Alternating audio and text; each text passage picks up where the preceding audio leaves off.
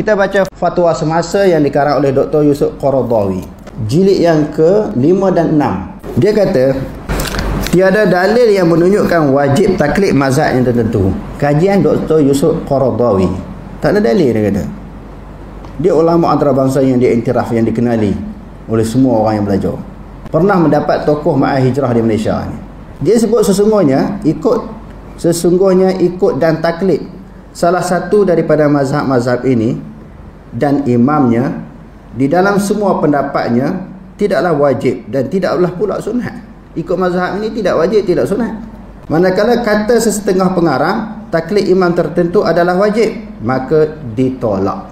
Kalau ada imam-imam mazhab kata taklid kepada mazhab tertentu wajib, dia kata pendapat ini ditolak. Sebab apa? Tidak ada dalil dalam Quran hadis suruh kita bertaklid dengan mana-mana mazhab ataupun imam. Cuma boleh dia letakkan harus, sebab fasalu ahla zikri in kuntum la ta'lamun.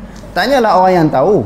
Sekiranya kita tak tahu, maka kita ni bukan ulama, kita bukan mujtahid, kita bukan mufti, kita bukan orang alim. Maka kita tak faham, kita tanya. Nak tanya ulama mana? Yang kita nampak, yang kita tahu dia tahu, boleh menyelesaikan masalah soalan yang kita akan kemukakan. Tak semestinya berpegang dengan satu-satu pendapat ulama.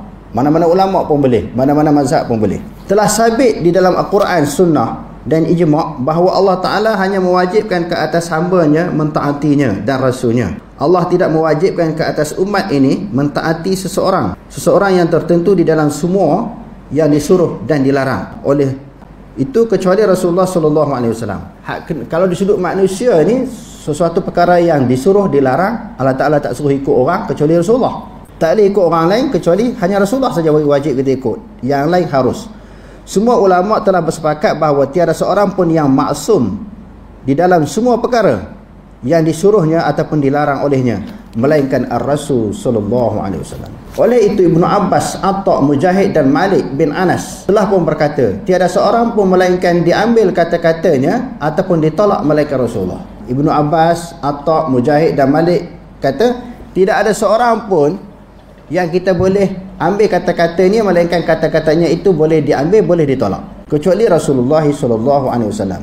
Jadi mengikut orang yang tidak maksum dalam semua yang dikatakan, yakni pendapatnya, adalah sesat yang nyata kerana menjadikan kedudukan imam di kalangan pengikutnya seperti kedudukan Nabi di kalangan umatnya. Kalau kita menganggap mesti mengikut pendapat satu imam tu semua wajib kita ikut, dengan makna mesti, kita tak kata harus.